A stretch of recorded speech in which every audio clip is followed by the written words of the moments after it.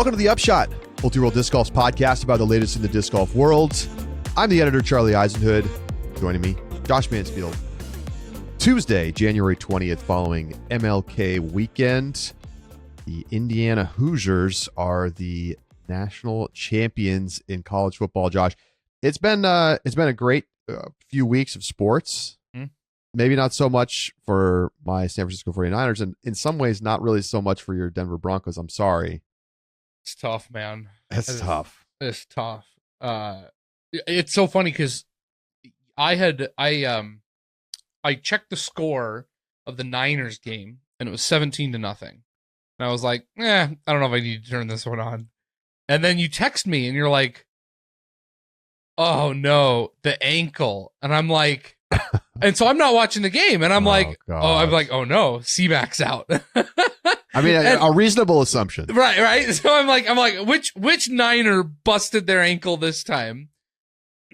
And I text you back, and I go under the feed. I'm like looking at the feed and like the chatter around the Niners game, and I'm like, I can't find. I go back a couple plays, I turn it on, I can't find anything. So I asked him, what happened? And sure enough, Sean Payton had come back out, and I had not seen the news yet that it was Bo Nix's ankle that was broken. So sorry, bud. I as somebody who has been rooting for a team that shouldn't have a chance and ultimately didn't have a chance, you can still believe that you can win. Especially the Broncos have got a good defense. They do, and I still am holding out a little bit of hope, and I think I'd have held out more hope, but Drake May just destroyed the Texans, who had a better defense than we do. So I don't know. I don't know. I hear you. Guess the Patriots are back. Well, let's see. We've got how much? We have about a month until the season starts. A month and a week, because I think February it's the 27th. Yeah. So we have 5 weeks until the start of the 2026 Pro Tour season. So we've got some great stuff coming up. We're going to be doing some more interviews. We're going to be talking about the fandom survey some more media information just coming out yesterday. And, we've still got some sponsorship news rolling out. It's feeling like we've maybe not seen the big I was like, we're going to get the surprise. I'm at this point, I think I'm ready to call it. We're not going to get the big move, Josh. No. I think that the thing that might be splashiest is going to be, whoever MVP announces over the next 2 days. We've seen 2 of their 4 sort of teased announcements so far. We'll get to those in just a second. But that's not going to be some stunning twist. No. I think Powerball is going to be the story of the offseason. I think it is too. Yeah. That really, it feels that one has a chance to win in a lot of off seasons anyways. Sure. But this off season being particularly slow, that one is by far the most important story of this. Let me give you something that, we've kind of been talking about this, and where is the disc golf industry? Where are we going in 2026? I have something to show you. Okay. And I'm more or less taking this from Chase Ashley, who's got a very cool little disc golf Substack that I would recommend. ChaseAshleyDiscGolf.substack.com. I've kind of been looking at stuff myself, but this is more or less taken from Chase's blog. Okay.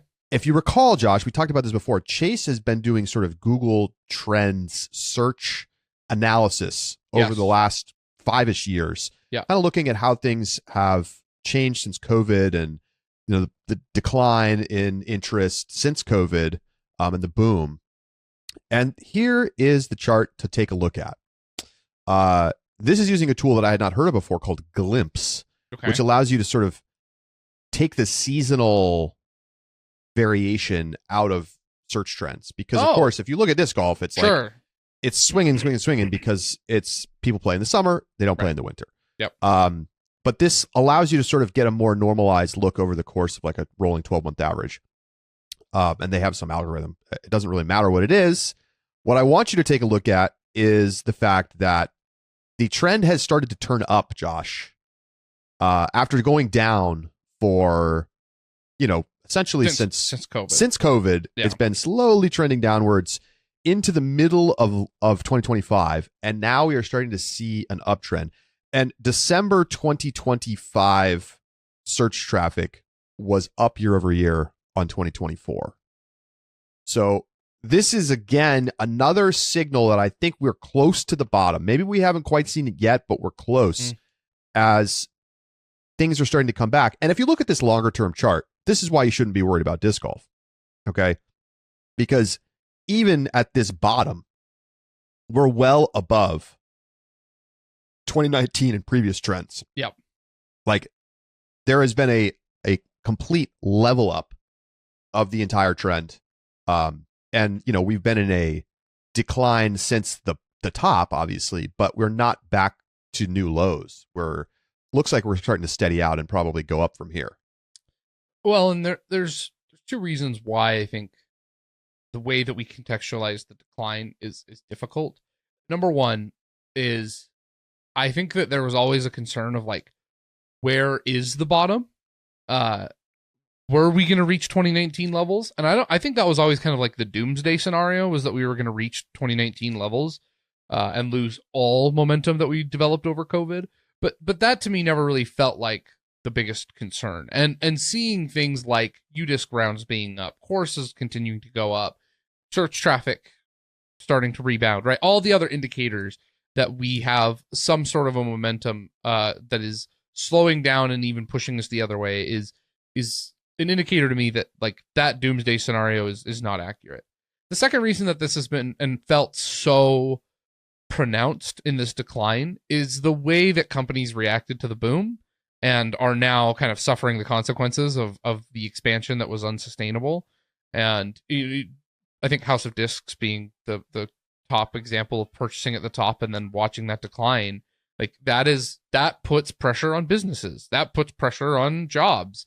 And it was always a question of like how these companies are going to respond with the eventual decline, and how they prepared for it. And it's nice to see that there is a hope that we are flattening that a little bit for just everywhere in the industry. Yep. Absolutely. You know, what it does mean, though, given that we have been in this sort of decline since this huge pop, is that things like the sponsorship market are pretty chilly. There has been a large number of announcements since we last had a show. Discraft has rolled out their team for the most part, maybe still a couple of players left to be announced, but most of the names that we already didn't know were leaving Discraft, like Aaron Gossage, are back. Many on 2-year deals. So Missy Gannon's back on a 2-year deal. Ezra Aderhold's back on a 2-year deal. Holland Hanley's back on a 2-year deal. Paige Pierce back on a 2-year deal.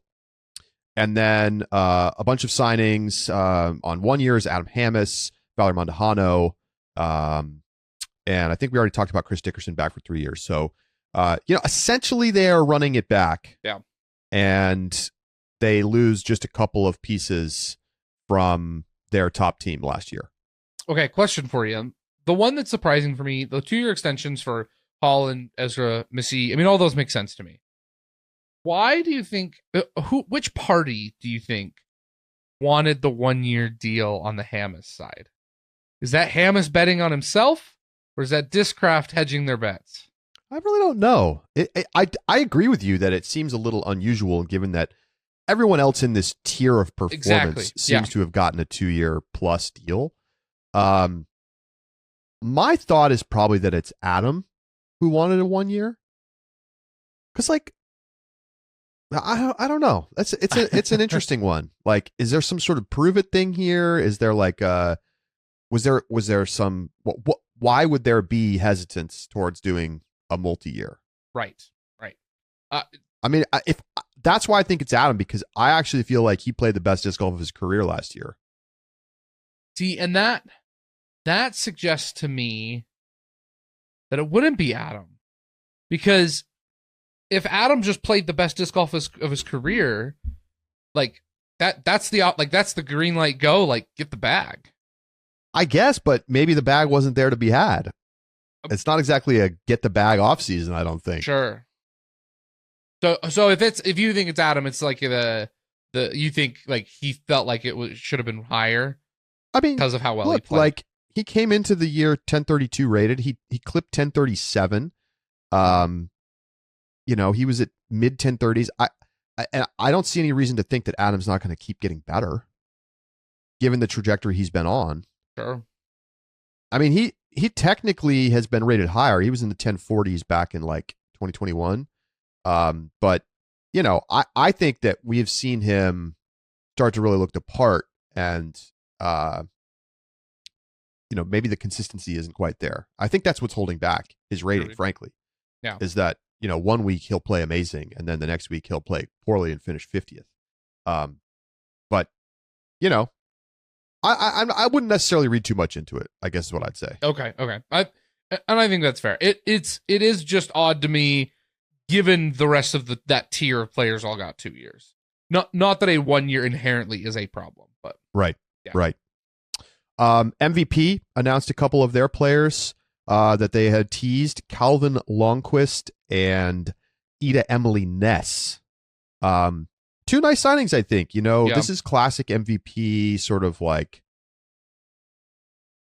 signing a young, promising player, and then, you know, let's see what happens. Mm-hmm. And that's worked out really well for them sometimes. Like Silva Saarinen has worked out incredibly well. Yes. And, you know, Ida Emily Ness could be the next Silva Saarinen.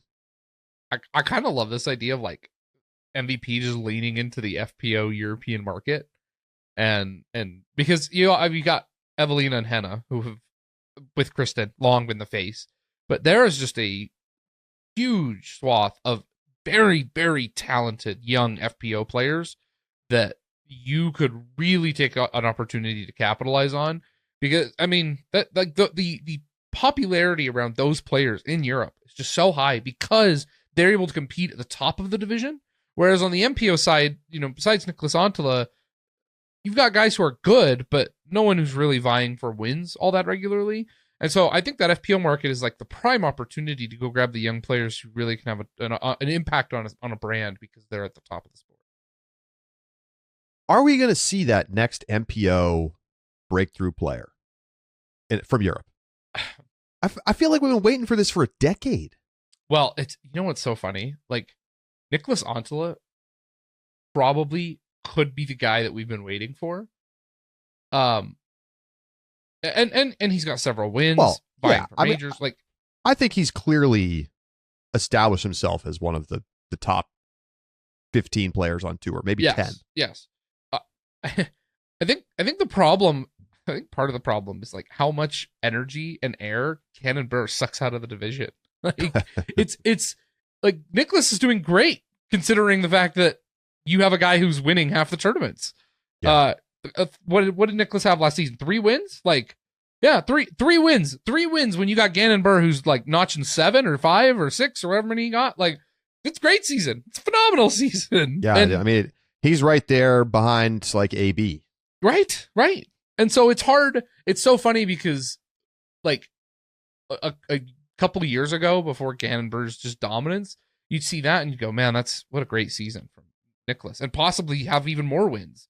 But yeah, it's just hard when you got a guy at the top of the division who's just dominating everybody else.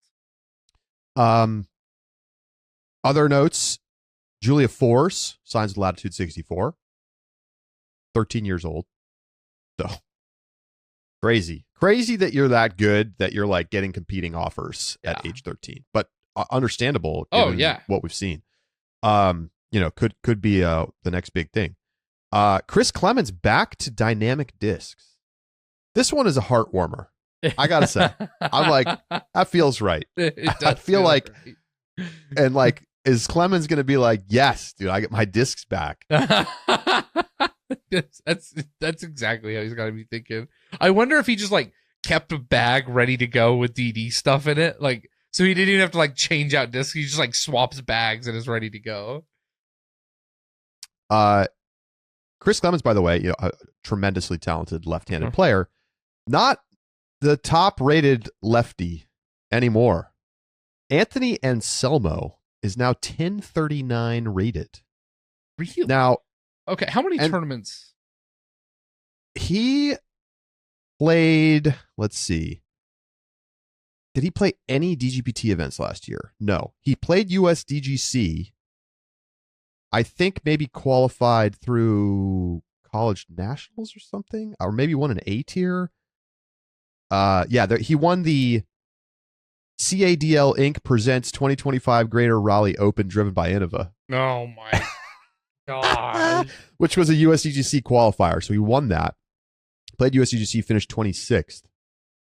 But has been like playing some MA1, college kid, but now officially the highest rated left-handed player ever at 1039. DD sponsored, by the way. DD is DD going for the lefty market? Well, that way they can sell lefty discs, Hey, it's not like people aren't marketing that. Putting how did he do at USDGC? Sorry, I didn't hear. 26th. 26th. Pretty good. Oh. Cashed. All right, like that's he was not the top lefty player at USDGC though. The player that I thought would have been the highest rated lefty player, Austin Turner, took 6th at USDGC. So Boy, Austin Turner, what an interesting 2025 he had. I know. What was the tournament where he was killing it? Music City. Yeah. Took 2nd. That was hype. But then he kind of didn't do that much until 6th at USDGC. And then he was 6th at the major. Yeah. Nice way to cap off the year, $6,000 payday. So let's see. I think that's about it on the sponsorship market, Josh. Maybe things we haven't mentioned. Macy Vela Diaz back with DD. Matt Bell re-signs with ThoughtSpace. That seems like that's been a really good landing place for him. And so, yeah, I mean, it's basically Discraft standing pretty much pat, and MVP still waiting to hear the next 2 players. The internet was wrong on the first 2, Josh. I'm pretty confident it's going to be Silas Schultz and Aaron Gossage. Yeah. It makes sense that they're like saving the hype. Yeah, of course they're going to build up to the biggest announcement. Yeah. So it makes sense. I think that would track. There's one more, Charlie, that happened like late last night that I was kind of surprised by. So Sophia Donica was promoted to team champion, right? At Innova. Yes. There was also a post that Sophia Donica is going to be on Team Alpine for AGL discs. Innova makes AGL discs. They do. Was that a swap that happened recently? I think so. Okay. I think this is like Heimberg being sponsored by Millennium. Right. I wondered if that was the case, because otherwise I was like pretty surprised by it. So I couldn't remember if that was the case, but that makes sense. That Innova, I have a hard time keeping track of all who manufactures all the small brands sometimes. But that makes a lot of sense then. So definitely a secondary question, but yeah, good for Sophia getting another opportunity there. Yeah, I think it's great. We're going to talk more about Sophia in our stat segment coming up as we look back on 2025 and the year that was. Let's see. I think that's everything I wanted to get to before the break. Josh, anything else on your mind before we jump over and talk some stats? I don't think so. Okay. Talk some stats. Great. We're going to take a quick break. When we come back, a roundup and some quiz and trivia on the 2025 statistical performances of the top pros. Stay with us. It's the Upshot.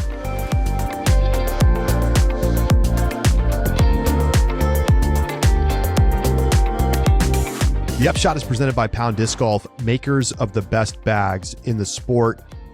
Well, check it out. The 2026 stock Octo pre-orders are available now, and pre-orders for the Octo Royale with cheese full accessory bundle, where you get to save some money and get all of the goodies, is also available now.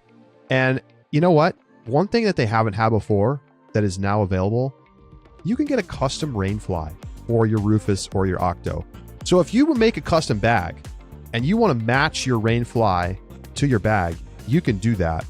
And it's directly integrated into the new Royale cheese accessory bundle. So if you go to try to get the full kit, you get to fully design the bag you want, fully design the Rainfly you want, get all the goodies that you're looking for, and it's all for one fixed price. So go check it out, pounddiscgolf.com. You can make the bag of your dreams, the best craftsmanship, and the best custom options available in disc golf. Welcome back to the Upshot. Of course, Josh, I forgot something that I wanted to talk about.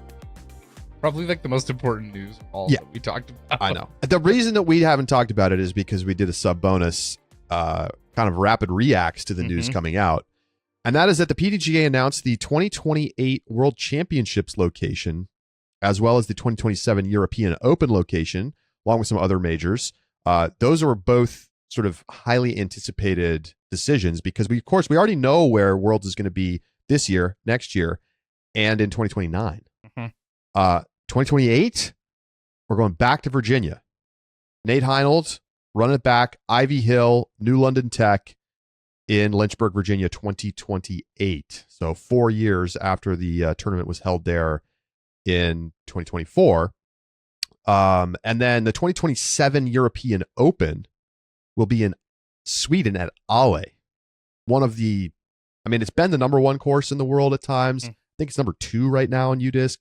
But, I think clearly a top 5 course in the world. Yeah. And so that should be fantastic. I'm really glad to see them get out to a new course in a new country for the European Open. Josh, what are your thoughts on the 2028 Worlds? And of course, noting that there's a whole sub bonus on this topic if people want to dig deeper.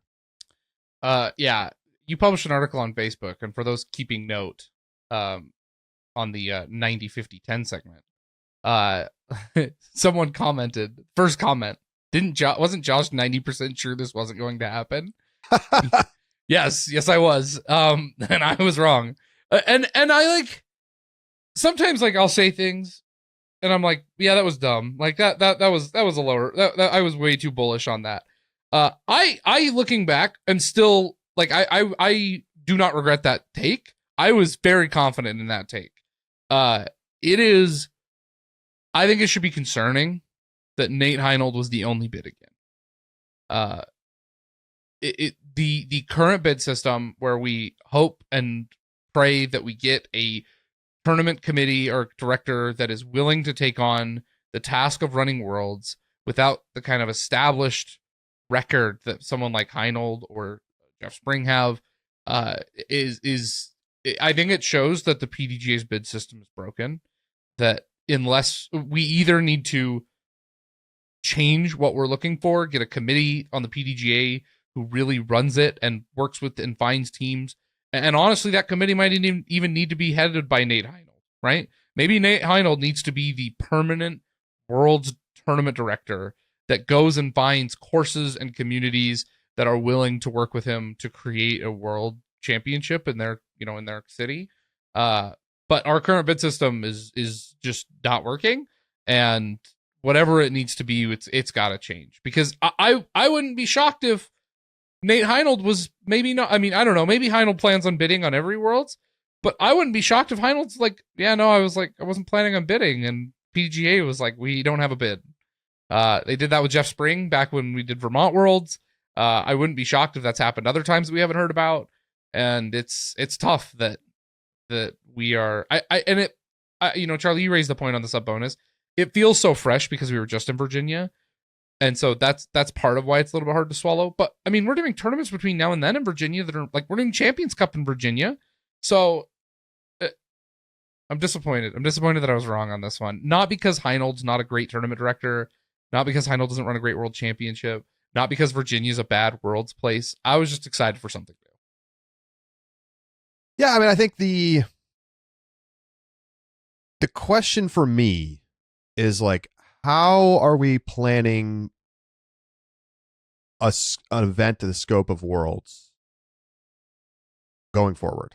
Mm-hmm. Because now they have a chance to really figure out what they want to do, because we have something is planned out through 2029. Right. So the next Worlds that has to be determined is 2030, which is 4 years from now. So now you could really think about like, what do we want to do? Do we want to keep trying to do these bids, or do we think that we need to run this, or like we need to have this group of people that we sort of select run this?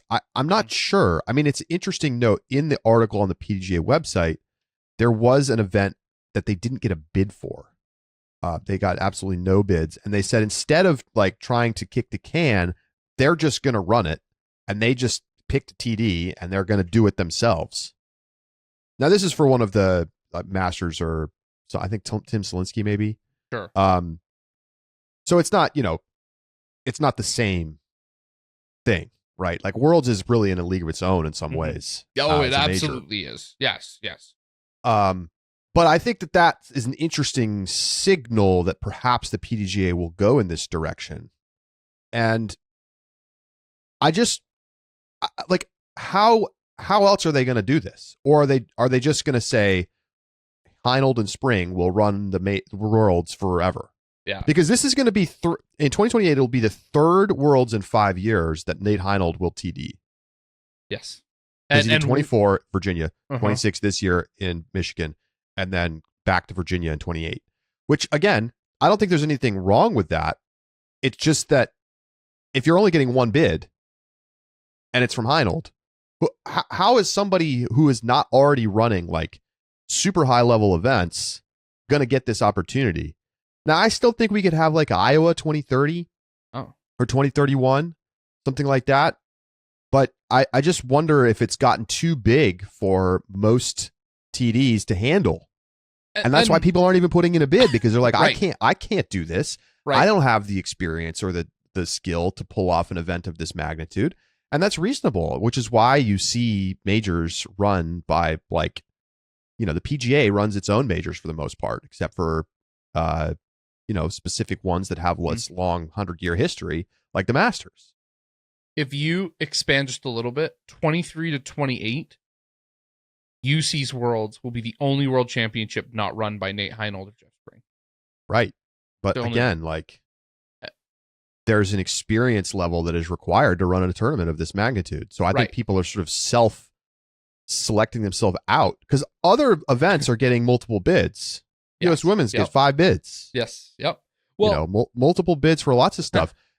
I think specifically people are just maybe daunted by the task that is running a Worlds, and understandably so. How do you not look at Finnish Worlds and think that might be the future of American Worlds? We have to plan for 10,000 people as an eventuality. Like if we're bidding, in 2028, 2 years from now, how do you not sit there and say, okay, we need to factor in the fact that like we really might have 10,000 people show up on this course? You are. I mean, I think you are planning for that. I think in other worlds, like you are spending significant money on event planners to come run conferences and events like that. Mm-hmm. Listen, of that magnitude. I am with you that I'm not thrilled about going right back to Virginia. Not that I don't think Virginia is a good place to have Worlds or anything. I think they actually did a nice job pulling together these two courses. Yep. It mostly is just that like it feels like we were just there, and you kind of want to see Worlds be Worlds and move around and have like I'd like to see Texas, but at the end of the day, the bids are the bids, and I would rather have Nate Heinold run Worlds than some random person who can't handle it. Yes. Yeah. I really what I think the ideal world is we need to start looking longer term when we're doing Worlds. Start like prepping communities right now for 2030. Right. PDGA needs that committee or Nate Heinold or whoever to go and find 3 locations that could possibly be Worlds and start prepping them. And then one of them gets selected for 2030. And then one of them gets used for 2031. And by then you've started prepping your next batch for 2034 to 2037. And we just have to start thinking longer term. And I get I don't know if every TD wants to sign a contract like the European Disc Golf Festival does. That requires some real forethought and infrastructure, but and money coming in from the government. What? No, but like we could start prepping 3 locations right now and in 2 years pick the one that is best prepped for 2030 Worlds. Yeah. I think that's probably how it's going to work in some way or another. Has to. And maybe we're getting to the point where, Ledgestone becomes a major tournament organizing company. Yes. I mean, in some ways it already is, but it could go even bigger, right? And you have their infrastructure sort of available to help a TD in Texas, who's the on the ground person, get set up for success. Yep. So I'm really curious to see where things go from here. And PDGA is kind of in a transition point of figuring out how they want to run this moving forward, because this is a massive property at this point. Yes. I mean, I think Worlds has the potential to be a incredibly successful business venture, along with the long history it has, of course, of being the most important pro tournament of the year. And so, when you look ahead 10 years from now, you could imagine this tournament making millions of dollars for whoever runs it. And if I'm the PDGA, I think to myself, I think we should run it. Yeah. Yeah. So interesting situation moving forward. All right. A couple of other quick notes. So European Open in Ale, U.S. Women's is going to Missouri next year, and then back to Wisconsin in 2028, back to Manitowoc. Wrong. I'm thinking of Adam Hammes instead of the other M city in Wisconsin. And then the Amateur Worlds is going to be in Emporia, Junior Worlds in 28, Junior Worlds in 28, Rochester, Masters Worlds, Lynchburg, 2028, and Tim Selinsky U.S. Masters is going to be in Northwest Arkansas in 2028. While I am not the what's the right word? I'm not a super fan for Emporia. I think Emporia for these smaller majors is just one of the best locations. They have so many courses in a town that like almost feels like it's designed to accommodate disc golf. I love every time one of those smaller majors goes to Emporia. I really think it's a perfect location for all these other majors. Totally agree. Will Champions Cup be back in Georgia in 2027? What are your thoughts? Boy, I hope so. I think back to that announcement when it was at the IDGC, and the combination of like guaranteed major down in Georgia, the spring major, like the way it looked, its proximity to the Masters, like all the things that just made it so perfect. It's not to say Champions Cup has not been good. It's not to say Champions Cup has not been important.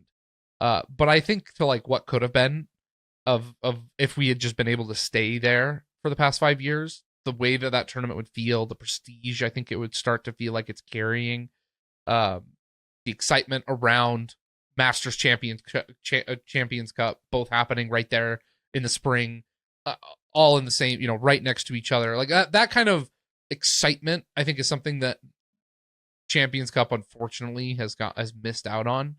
And so the sooner we can get it back to that property, I think the better. The U.S. Army Corps of Engineers has been burning old wood. And they're cleaning up. And I think maybe this is finally the year they're going to be able to actually get going on rebuilding. It's, I think they thought they were going to be back up here by last year, 2024 even. And it's just taking a lot more time than anticipated. All right. Let's dig into some stats, Josh. Okay, let's do it. And we each looked up some stats separately, so we have not seen each other's lists, and we're going to do a little bit of trivia, a little bit of quiz, and give some people flowers for being number one in their category in 2025. Where should we start, Josh? Well, I mean, we probably should start in Circle 1 and Circle 2 in regulation. Most important stat in disc golf, right? It is certainly the most important stat in disc golf, and happy to do so. So, right. I'll kick us off. Okay. I pulled the FPO numbers. Yep. And so let's start with an easy one. Okay. One player in FPO crossed the 50% mark in Circle 1 in regulation for the season. An incredible achievement. Half the time inside the circle looking at a birdie. Who was that player? Is that player Evelina Salonen? It absolutely is. Yeah. Evelina in a league of her own in C1 in regulation. Truly, the more you look at the numbers with Evelina, the more you're like, if only. Like the putting has just been such a challenge. But if she was, and we've seen it, right? When she has been closer to average in the putting, she's like winning worlds. Yes. And like, Yes. she has done the things that we know that she's capable of. But tremendous success getting to the green. Charlie, not to harp too much on this. Is Evelina's Circle 1 in regulation higher than her putting percentage? That's actually a good one. So 50.4%. I don't think it will be. I think she's probably like mid 50s or high 50s putter. I think she's north of 50. But Okay. let's confirm. Let's confirm. C1X putting, Evelina 59.4%. There is only one player south of 50% in C1X putting. I could take a guess. The Henna? It's Henna. Oh, Tough. that's tough. All right. So Josh, Evelina, maybe surprisingly, is not the top player in Circle 2 in regulation. Okay. She is second in that category at 69.3%. One player is north of 70% in Circle 2 in regulation. Who is that player? I'm going to go with...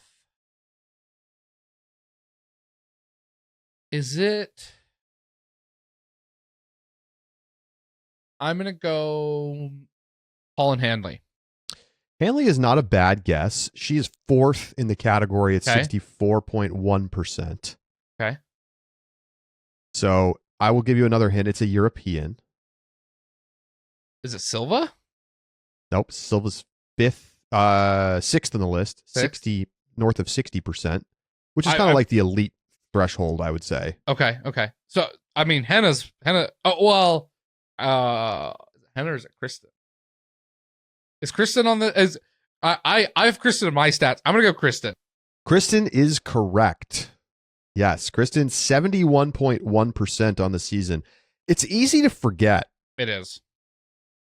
how good Kristen was pretty much for, all the way up until European Disc Golf Festival. And specifically, even though she had the crazy yips on the green, she was still throwing it maybe better than she ever did in her career. Yes. Yeah. She was unbelievable. So she was number 2 in Circle 1 in regulation and number 1 in Circle 2 in regulation. Okay. Yeah. Let's see. I think otherwise, no big surprises in C1R, C2R. The heavy hitters were right there. So Handley, Ella Hansen, Silva Saarinen, Missy Gannon. Your best players getting to the green. That tracks. It's the most important stat. It is the most reflective of your performance on the course in a lot of ways. Yes. As long as your putter is not a detriment to your performance. Okay, I want to jump over to MPO. Two things that I think are really interesting on the MPO side. So starting in Circle 1 in regulation. Who do you think is number 1 in that stat, Charlie? Well, Josh, I'm not going to have to stress myself out too much on many of these stats categories for FPO. I'm going to think it's Gannon Burr. It is Gannon Burr. So let me ask you this question. I don't remember what you said. Evelina was the top, only one above 50%. Who was second place in FPO Circle 1 regulation? Kristen, 47.8%. And Evelina was at 50%? Yes, 50.4. Okay. Gannon Burr has a bigger delta between first and second place than that. Crazy. He is 4 percentage points ahead of second place. My guess on second place is Calvin Heimberg. That is third, and he's only 0.8% behind second place. Anthony so Barella. Excellent guess. Barella does not even crack top 5. Oh! All right, I'll give you the other 3 names in the top 5. Okay. And I will let you pick where you think they belong. Nicholas Antela, Isaac Robinson, and Aaron Gossage. I should Yeah. have thought about Aaron Gossage. I think Aaron Gossage is number 2. He is number 2. That was, yes, I knew he was good, but like, Oh, he's really good. he's really good. Yes. Nicholas Antela is in 4th place. He's only 0.4% behind Heimberg. And then Isaac Robinson is about a little less than a percentage point behind Nicholas Antela. So those are our Circle 1 regulation guys. Jumping over to Circle 2 in regulation. Do you have a guess who's in first place in Circle 2 in regulation? Could it be Gannon? It could be Gannon. How did you know? This dude is crazy. I mean, we're going to get to putting stats and only player above the 70% threshold in Circle 2 in regulation. More than 70% of the time he is putting for birdie. I will just say this. Okay. It is a good sign of how much improvement there has been in FPO course design that 70% threshold is basically the same for both FPO and MPO. So is the 50% in Circle Right. 1. Yes. Right. Yeah, agreed. Like they've tuned these courses. Yes, they have. Yes, they have. Aaron Gossage is in second place as well in this stat. 69.8%. Calvin still in third, 69.7%. Isaac Robinson slides up into 4th, and Nicholas Antela does not make an appearance in the top 5. There's a different player who slides into that slot. Do you have a guess? Macbeth. It is Macbeth. Yes, Paul Macbeth comes in 68.6%, is at the bottom in 5th place. And so top 5, the exact same in Circle 1 and Circle 2 regulation. Makes a lot of sense, except Macbeth and Antela swap 4th and 6th place. All right. It's interesting. I mean, you think about the performance of these players in like wins categories, and you're like, oh, putting. Like, putting does make the difference. It does. At the highest levels, right? It does. It's almost like if you want to be a great player, it's strictly necessary to be great in Circle 1 and Circle 2 in regulation. Mm-hmm. But if you want to differentiate yourself within that, putting does become a big deal. Yep. You can be a wonderful putter and not be a top tier player because it's, if you're putting for par and not putting for birdie, it's right. It's still saving strokes, but it doesn't matter that much. And then your misses turn into bogeys. Right. That's the other consequence. But to this point, right? If like, you talk about the wins, it's really is like, this is the most important stat with the caveat that you can putt.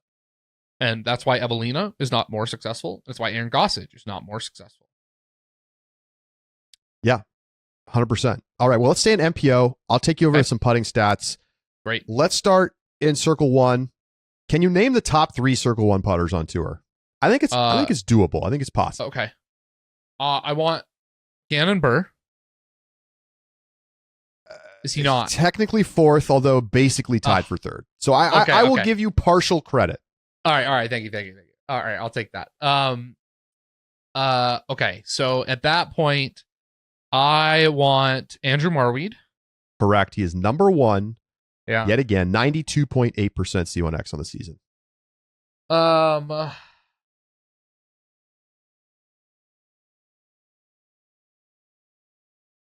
He's been great for 2 years in a row. Elite. Is it Corey Ellis? It's an interesting guess.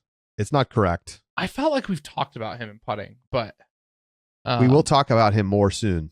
Okay. Okay, maybe that was it. No, this is I'll give you a hint. They are a commentator. Is it Yuli? Yes. Okay, Yuli's still up there. Yuli's been one of the best C1 putters. I think he might have been number 1 last year. Yeah. He's been really, really, really good. Yes. The last couple of seasons. Yeah, 90.2%. 4 players cracked 90. Okay. Let's see if you can guess the other one who's technically ahead of Gannon, though. They're basically tied. I think the last guess that I'd probably be venturing would be like Isaac Robinson. It's not a bad guess. I think my guess probably would have been James Proctor. Oh, okay. He's just outside that 90% threshold. He's 5th at 89.9. It's Matt Bell. Oh, okay. Yeah. OG great putter. OG great putter. Him and James Proctor just clocking in, clocking out, making C1 putts. that used to be enough to like Matt Bell would like really successful, be on coverage a lot simply because he was so good at putting that Absolutely. It would put him up into contention. Yeah, and then they were like, "How about we make the courses incredibly long?" All right, C2. There's some familiar names up in the top 5. Okay. Who is number 1 in Circle 2 putting? Their putting percentage was 38% from C2. I'm presuming then that it is not Andrew Marweed. It is not. Andrew, okay. He's a solid C2 putter, but he's not among the absolute elite. Is it Macbeth? Good guess. He's 35%. He had a great season from C2. Okay. That puts him in 6th place. Man, the margins are so tight up there. That's so great. Best Circle 2 putter. I don't think it's Gannon. It's not. He's 5th. Okay. I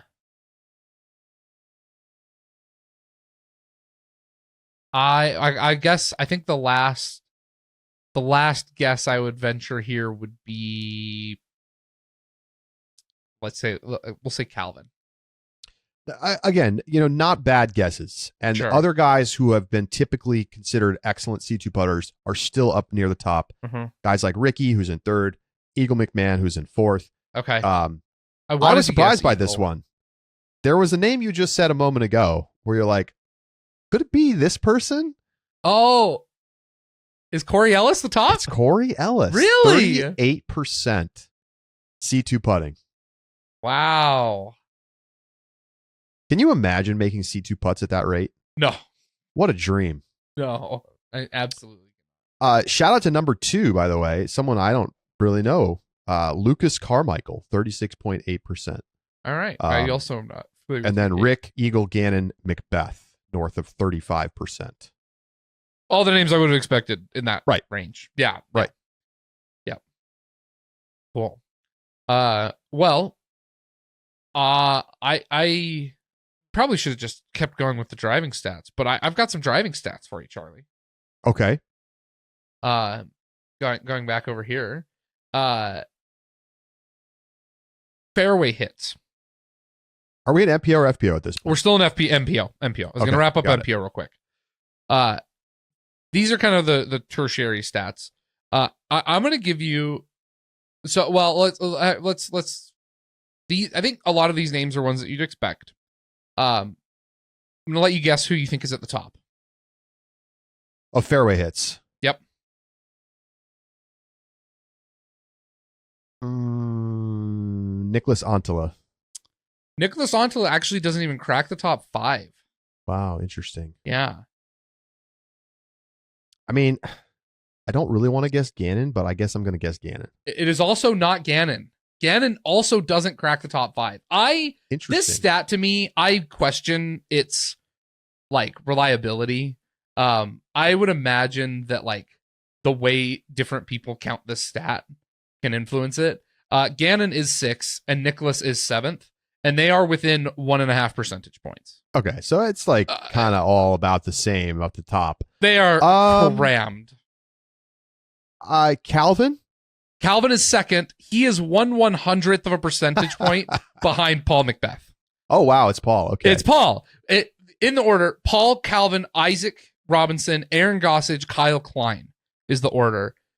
Paul through Aaron Gossage all are within 0.6 of a percentage point. All at 79%, and then just in their tenths that are differentiating. Kyle Klein still within a full percentage point of Paul Macbeth. We're talking a couple of drives difference. Right. And at that point, like how one stat keeper counts the fairway versus another probably is enough that these are all functionally the same. That's a good point. Exactly. What I think is more interesting though, parked percentage. Okay. I don't think you could get, I don't think you would get a couple of these guys, but I'm going to let you go for first place first. Just go ahead and take a guess there. It is not Gannon. Gannon is second. Let's put that aside right now. Ezra Aderhold. It is not Ezra Aderhold. I love that guess. We have not said this guy's name yet either for any other stat. You're thinking along the right lines. Okay. Parked percentage. I'm thinking along the right line, so it's going to be like a power thrower? Yes. But it's my initial guess was Barella, but I didn't think that was going to be right. But I guess I'll say Barella. Okay, it is Barella. I should have just gone with my gut because I should have just gone with your gut. He's a full percentage point ahead of Gannon. He's always been amazing at that. 13.5% of the time, Anthony Barella is dropping a disc in the basket. Incredible. It's incredible. All right. I mean, he's just able to put himself in advantageous spots to park the hole. Yes. Because of his just insane power off the tee. Exactly. And so even if he's missing the fairway and, and isn't quite in the circle as often, he really can just he's going to reach holes that nobody else can. Right. Or he gets to throw discs. Or he's just chipping up there from close. Right. Exactly. And so you're just seeing someone with the capacity to reach holes that nobody else is getting close to. So, okay, here's the other interesting one. I've got 2 Discraft players for you in the top 5 besides Barella. I'll make note. Gannon is in second and Calvin Heimberg is in 4th. So this is your 3rd place and your 5th place guy. Both of these players, Discraft players, who have not been mentioned for any other MPO stats that we've talked about. Oh, whoa. Okay. Yeah, I know, right?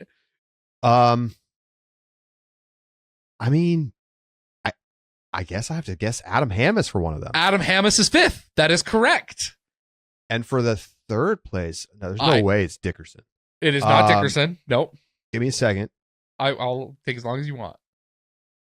Not mentioned for anything else. Not mentioned for anything else. Not mentioned for anything else in our stats. Give me that hint.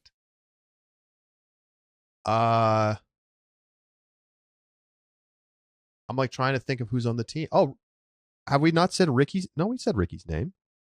Ricky actually is not qualified for any stats, but it is not Ricky either.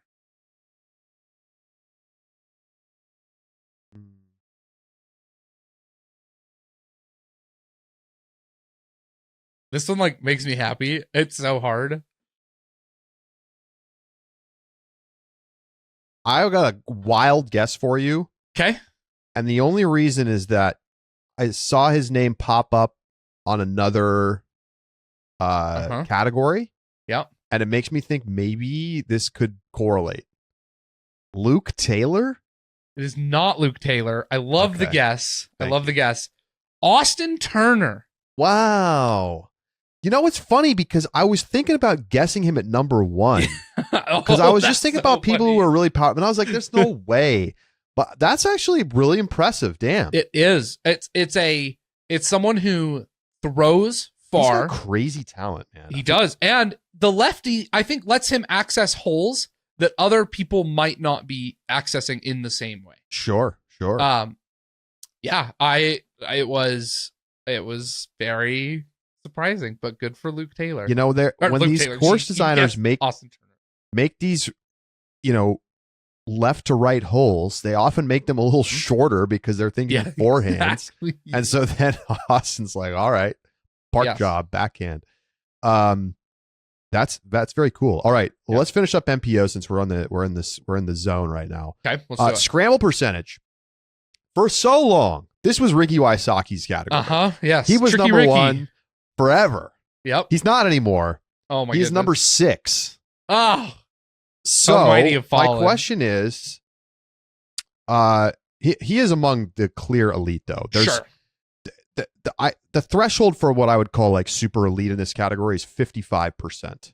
Okay. There's 7 players north of 55%. The player at the top, though, is kind of in a league of their own at 58.3%. Okay. Almost 2 full percentage points higher than second place Anthony Barella, who is number 1 in scramble percentage.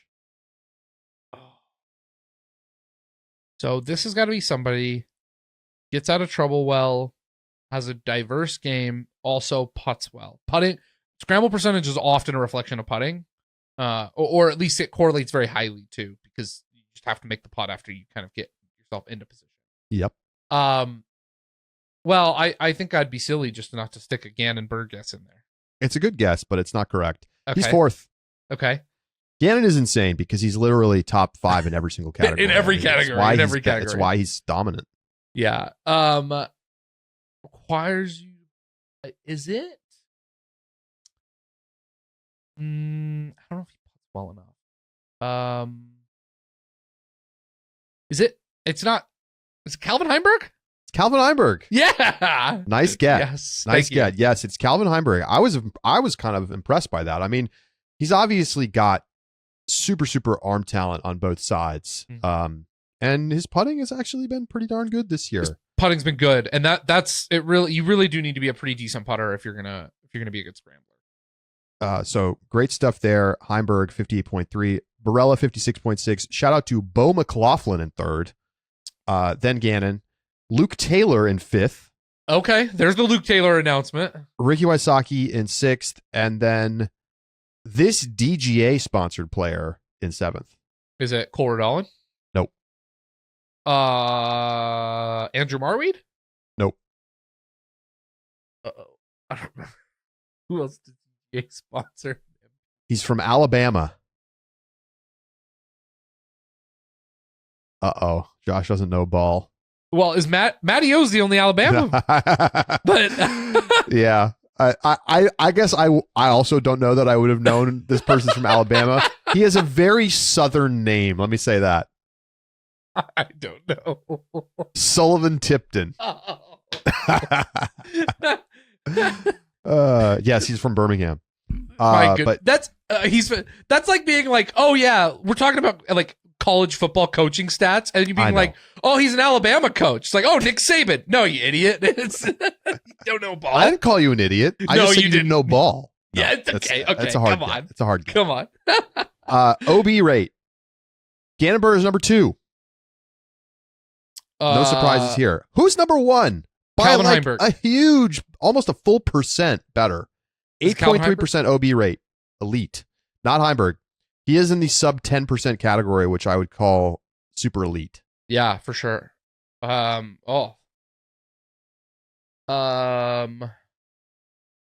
It's hard to get this one.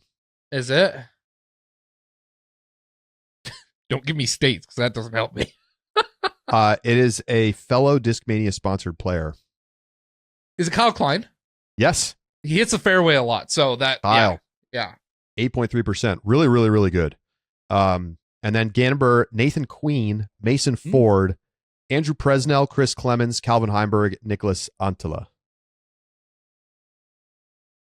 I think it's especially impressive when you have these aggressive big arm players who are also not going OB. Because someone like, no disrespect to Nathan Queen, like he's not throwing that far, so it's there's just less potential for like, and also like you have to play the game, right? Like you can't go OB if you don't throw that far. Exactly. So yeah, having guys like AB or Calvin or Gannon up there, very impressive. All right, back over to FPO. I'll keep going here. Fairways. It's like there's not a lot of surprises here, Josh. One player cracked 80%. Who is it? Is it Evelina Salonen? No. Is it Kristen Lapp? It is Kristen. Okay. Kristen number 1 in fairways. Kristen number 1 in parked. 13.6%, a full 1.5 better than Evelina. It hurts so bad that she's not playing. I know. It's absolutely wild. And then, but like honestly, the big names dominating here. Yeah. So I'm going to give you one little quick quiz here. Okay. In park percentage, 5 of the top 6 are Kristen, Evelina, Henna, Holland, and Ella Hansen. Okay. Who is this? Who is at number 5 on the list? Is it? We mentioned their name earlier in this podcast, but not in the stats section. Okay. Let me think.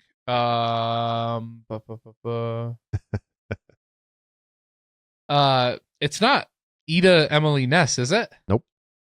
It's... They have a very cool, relatively new logo.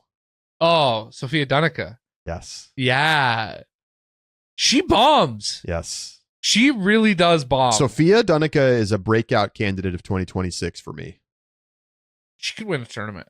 I mean, she qualified through to the Pro Tour Championship. Like, the game feels like it's getting better, starting to come together. I think she could have a really good year. Yeah. I don't know if breakout's the right term to use for her. It's not like people don't know who she is, but like, she could have a breakthrough season though. Yes. Yeah. Get a win, the whole deal. Yeah. Okay, so that's it for my FPO categories. Okay. Well, let's finish up our throwing stats really quick. OB, there are 3 players who are below that 10% mark. I will let you guess who they are. I mean, you should be able to get these. Evelina. Yep. Henna. Henna is 5th at Kristen. 10%. Kristen. Yep. Owen Scoggins. Owen Scoggins is 4th, also at the 10% mark with Henna. There's one more though, and she's actually number 1. You've missed number 1. Kristen and Evelina are both tied at 0.099. But there's one player who stands above everybody. Missy Gannon. It is Missy Gannon. Yep. Yeah. No, not a shocker there, right? Like, that's the lineup that you'd expect. Over in the scramble, kind of actually, I want to do putting. We'll just kind of wrap scramble up as a culmination. There's some interesting stats in putting. There are 2 top putters very clearly in the division right now. Yeah, it's Owen and Silva. It is Owen and Silva. One of them leads in Circle 1X. The other leads in Circle 2. Which one do you think is which? They flip-flop in the putting division. I think Owen is number 1 in Circle 2. That is not correct. Damn it. Owen is the best Circle 1X. I thought I was going to be like, I'm going to zigzag here. No, you zigged into a brick wall. Owen is the number 1 Circle 1X putter, almost at 85%, 84.95%. That's awesome. Silva is second, 81.05%.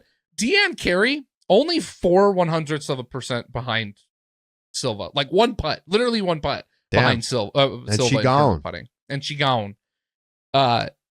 You flip it on Circle 2, you have Silva is our top putter at almost 28% and Owen at 25.19%. 28% is so solid. Good. So good. So yes. Okay, here are the fun stats. There is only one other player that appears in both Circle 1X and Circle 2 putting. She is 4th in Circle 1X and 5th in Circle 2 putting. Can you name who that player is? Paige Pierce. It is not. Paige is on Circle 2. She is the 3rd best Circle 2 putter at 23.81%. She's the only other one above 20%. So that's like your top 3 very clearly have set themselves apart.